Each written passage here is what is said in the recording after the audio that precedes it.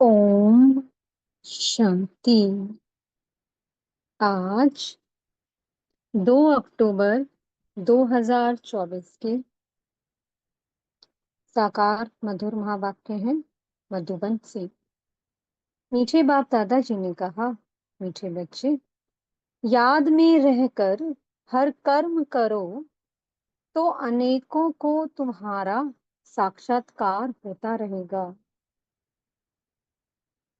प्रश्न है, संगम युग पर किस विधि से अपने हृदय को शुद्ध यानी कि पवित्र बना सकते हो? उत्तर है, याद में रहकर भोजन बनाओ और याद में खाओ तो हृदय शुद्ध हो जाएगा। संगम युग पर तुम ब्राह्मणों द्वारा बनाया हुआ पवित्र ब्रह्मा भोजन देवताओं को भी बहुत पसंद है। जिनको ब्रह्मा भोजन का कदर रहता, वह थाली धोकर भी पी लेते हैं। महिमा भी बहुत है। याद में बनाया हुआ भोजन खाने से ताकत मिलती है, हृदय शुद्ध हो जाता है। ओम शांति। संगम पर ही बाप आते हैं। रोज बच्चों को कहना पड़ता है कि रूहानी बाप रूहानी बच्चों को समझा रहे हैं। ऐसा क्यों कहते हैं कि बच्चे अपने को आत्मा समझो?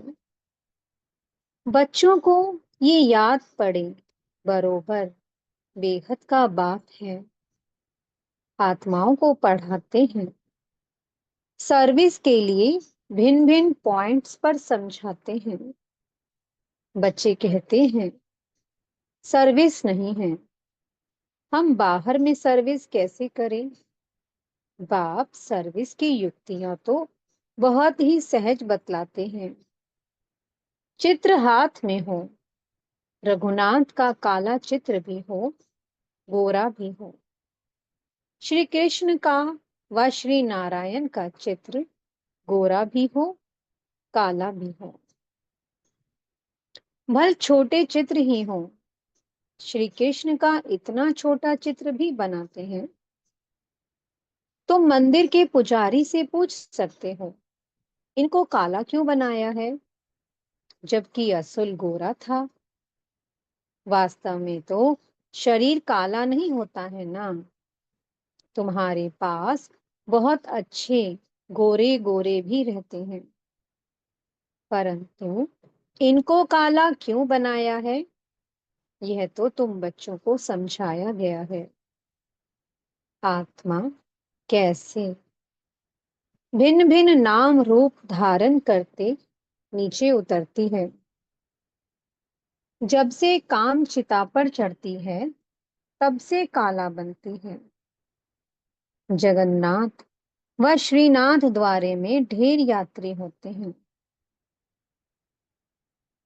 तुमको निमंत्रण भी मिलते हैं। बोलो, हम श्रीनाथ के 84 जन्मों की जीवन कहानी सुनाते हैं। भाइयों और बहनों, आकर सुनो। ऐसा भाषण और कोई तो कर ना सके। तुम समझा सकते हो ये काला क्यों बने हैं। हर एक को पावन से पतित जरूर बनना है। देवताएं जब वाम मार्ग में गए हैं, तब उन्हें काला बनाया है। काम चिता पर बैठने से आयरन एजिड बन जाते हैं। आयरन का कलर काला होता है। सोने का गोल्डन, उनको कहेंगे गोरे। वही फिर 84 जन्मों के बाद काले बनते हैं। सीढ़ी का चित्र भी जरूर हाथ में हो। सीढ़ी भी बड़ी हो तो कोई भी दूर से देख सकेंगे अच्छी रीति। और तुम समझाएंगे कि भारत की ये गति है। लिखा हुआ भी है, उत्थान और पतन। बच्चों को सर्विस का बहुत शौक होना चाहिए। समझाना है, ये दुनिया का चक्कर कैसे फिरता है। Golden age, silver age, copper age और फिर आयरन एज। फिर ये पुरुषोत्तम संगम युग भी दिखाना है। भल बहुत चित्र नहीं उठाओ, सीढ़ी का चित्र तो मुख्य है भारत के लिए। तुम समझा सकते हो अब फिर से पतित से पावन तुम कैसे बन सकते हो। पतित पावन तो एक ही बाप है। उनको याद करने से सेकंड में जीवन मुक्ति मिलती है। तुम बच्चों में ये सारा ज्ञान है, बाकी तो सब अज्ञान नींद में सोए हुए हैं। भारत ज्ञान में था तो बहुत धनवान था। अभी भारत अज्ञान में है तो कितना कंगाल है। ज्ञानी मनुष्य और अज्ञानी मनुष्य होते हैं ना। देवी देवता और मनुष्य तो नामी ग्रामी हैं। देवताएं सतयुग त्रेता में, मनुष्य द्वापर कलयुग में। बच्चों की बुद्धि में सदैव रहना चाहिए कि सर्विस कैसे करें। वह भी बाप समझाते रहते हैं।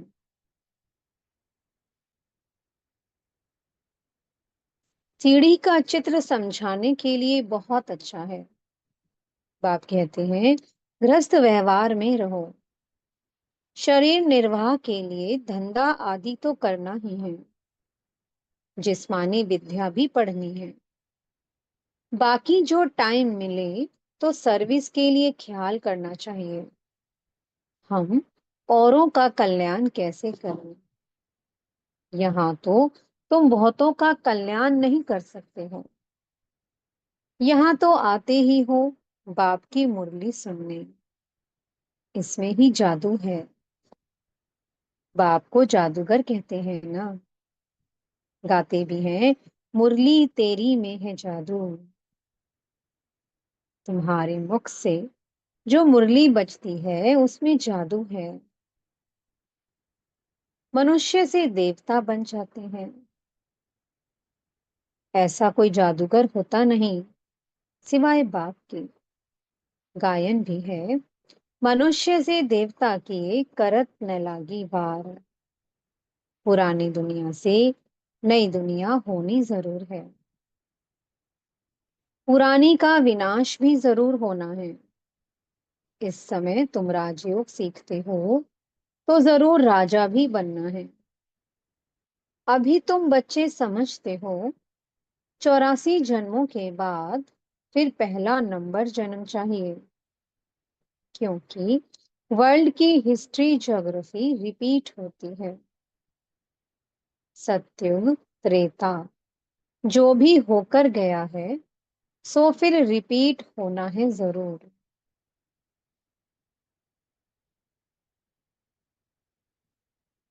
तुम यहाँ बैठे हो तो भी बुद्धि में ये याद करना है कि हम वापस जाते हैं। फिर सतो प्रधान देवी देवता बनते हैं। उनको देवता कहा जाता है।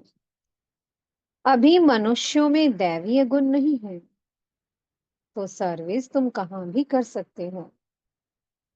कितना भी धंधा आदि हो, गृहस्थ व्यवहार में रहते भी कमाई करते रहना है। इसमें मुख्य बात है पवित्रता की। प्योरिटी है तो पीस प्रोस्पेरिटी है। कंप्लीट प्योर बन गए तो फिर यहाँ नहीं रह सकते, क्योंकि हमको शांति धाम जरूर जाना है। आत्मा प्योर बन गई तो फिर आत्मा को इस पुराने शरीर के साथ नहीं रहना है। यह तो इम्प्योर है ना। पांच तत्व ही इम्प्योर हैं। शरीर भी इनसे ही बनता है। इनको मिट्टी का पुतला कहा जाता है।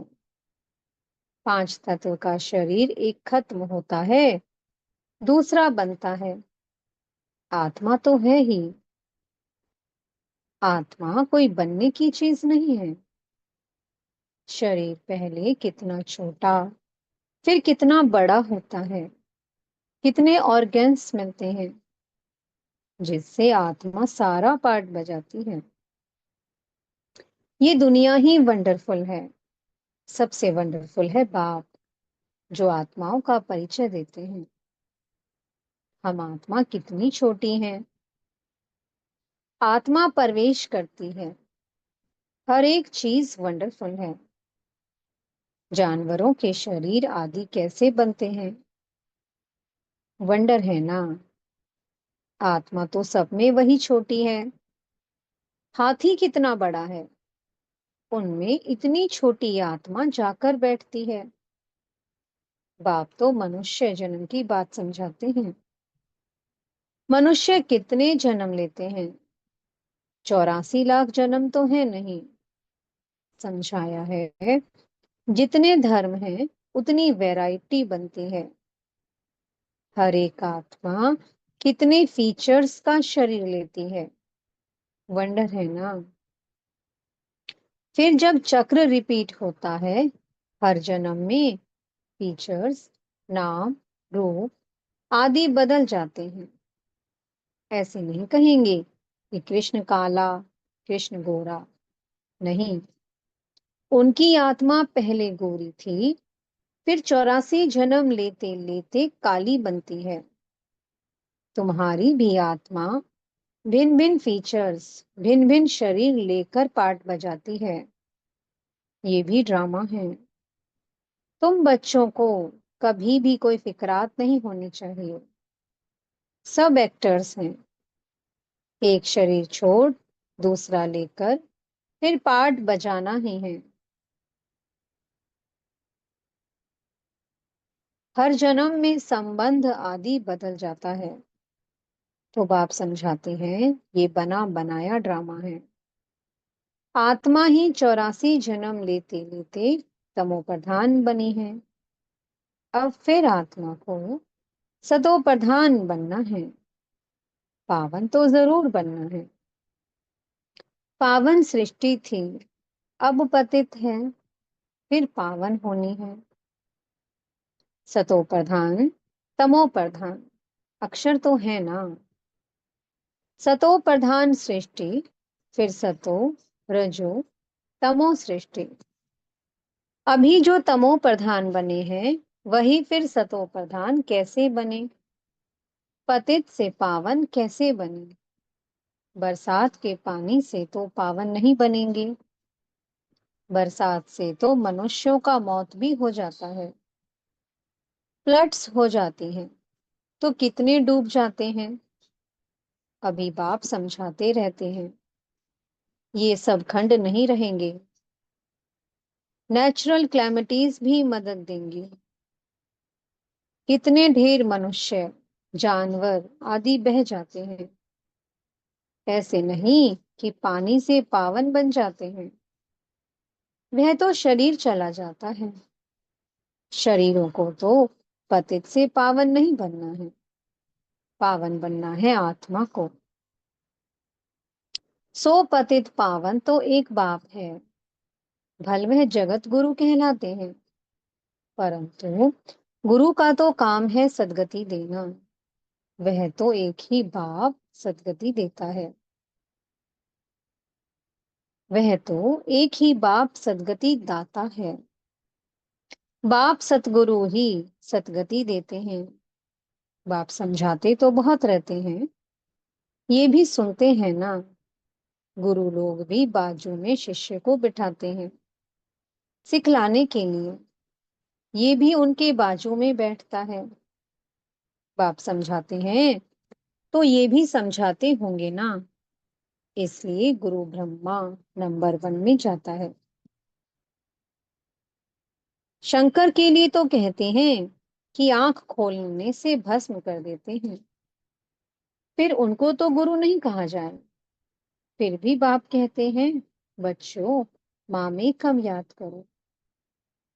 कई बच्चे कहते हैं, इतने धंधे धोरी की फिकरात में रहते, हम अपने को आत्मा समझ बाप को कैसे याद करें।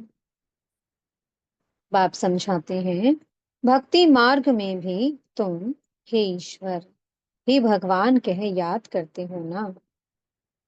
याद तब करते हो जब कोई दुख होता है। मरने समय भी कहते हैं राम राम बोलो। बहुत संस्थाएं हैं जो राम नाम का दान देती हैं। जैसे तुम ज्ञान का दान देते हो, वो फिर कहते राम बोलो, राम बोलो। तुम भी कहते हो शिव बाबा को याद करो, वह तो शिव को जानते ही नहीं, ऐसे राम राम कह देते हैं। अब ये भी क्यों कहते हैं कि राम कहो, जबकि परमात्मा सब में है। बाप बैठ समझाते हैं, राम व कृष्ण को परमात्मा नहीं कहा जाता, उन्हें देवता कहा जाता है।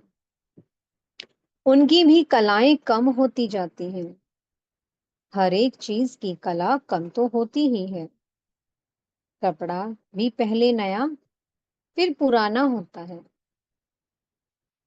तो बाप इतनी बातें समझाते हैं, फिर भी कहते हैं, मेरे मीठे मीठे रूहानी बच्चों, अपने को आत्मा समझो, सिमर सिमर सुख पाओ। यहाँ तो दुखधाम है। बाप को और वर्षे को याद करो। याद करते करते अथाह सुख पाएंगे। कलह कलेश बीमारी आदि जो भी है, सब छूट जाएगी। तुम 21 जन्मों के लिए निरोगी बन जाते हो। कलह कलेश मिटे सब तन के, जीवन मुक्ति पद पाओ। गाते हैं परंतु एक्ट में नहीं आते हैं। तुमको बाप प्रैक्टिकल में समझाते हैं। बाप को सिमरो तो तुम्हारी सब मनोकामनाएं पूरी हो जाएंगी, सुखी हो जाएंगे। मोचरा खाकर मानी टुक्कड़ खाना अच्छा नहीं है, यानी कि सजा खाकर रोटी का टुकड़ा खाना अच्छा नहीं है। सबको ताजी रोटी पसंद आती है। आजकल तो तेल ही चलता है, वहां तो घी की नदियां बहती हैं। तो बच्चों को बाप का सिमरन करना है। बाबा ऐसे भी नहीं कहते कि यहाँ बैठकर बाप को याद करो। नहीं, चलते फिरते घूमते शिव बाबा को याद करना है। नौकरी आदि भी करनी है। बाप की याद बुद्धि में रहनी चाहिए। लौकिक बाप के बच्चे नौकरी आदि करते हैं तो याद रहता ही है ना। कोई भी पूछेगा तो झट बताएंगे कि हम किसके बच्चे हैं। बुद्धि में बाप की प्रॉपर्टी भी याद रहती है। तुम भी बाप के बच्चे बने हो तो प्रॉपर्टी भी याद है। बाप को भी याद करना है, और कोई से संबंध नहीं। आत्मा में ही सारा पाठ लंघा हुआ है।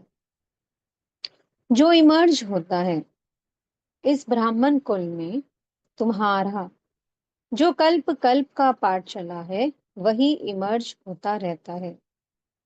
बाप समझाते हैं, खाना बनाओ, मिठाई बनाओ, शिव बाबा को याद करते रहो। शिव बाबा को याद कर बनाएंगे तो मिठाई खाने वाले का भी कल्याण होगा। कहाँ साक्षात्कार भी हो सकता है।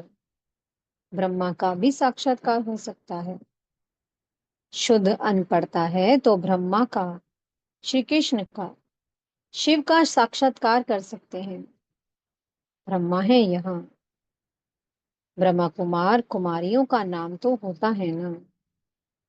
बहुतों को साक्षात्कार होते रहेंगे, क्योंकि बाप को याद करते हो ना। बाप युक्तियां तो बहुत ही बताते हैं, वे मुख से राम राम बोलते हैं। तुमको मुख से कुछ बोलना नहीं है। जैसे वह लोग समझते हैं गुरु नानक को भोग लगा रहे हैं, तुम भी समझते हो हम शिव बाबा को भोग लगाने के लिए बनाते हैं।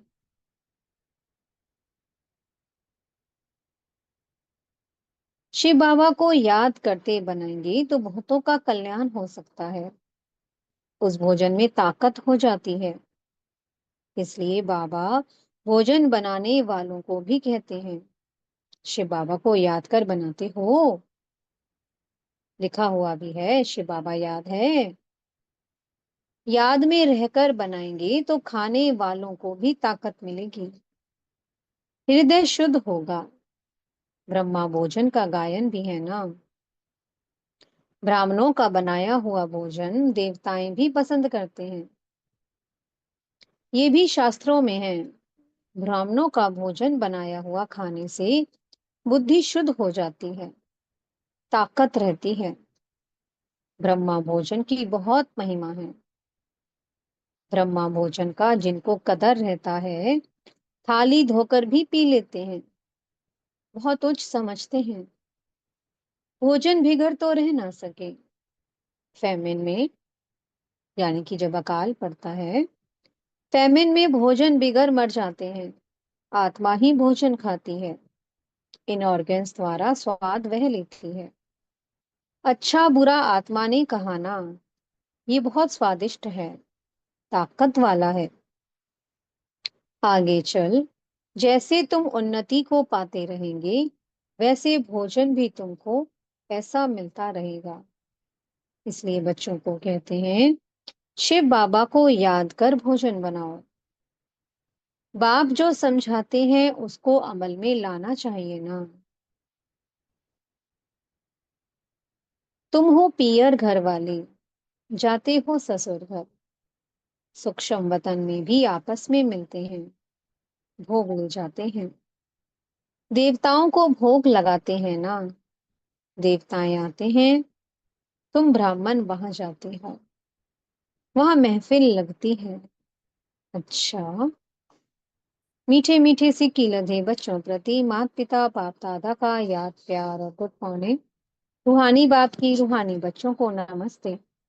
हम रूहानी बच्चों की मीठे रूहानी बाप दादा जी को बहुत बहुत याद प्यार, गुड मॉर्निंग और नमस्ते। धारणा के लिए मुख्य सार है। पहला पॉइंट, किसी भी बात की फिक्रात नहीं करनी है, क्योंकि ये ड्रामा बिल्कुल एक्यूरेट बना हुआ है। सभी एक्टर्स इसमें अपना अपना पार्ट बजा रहे हैं।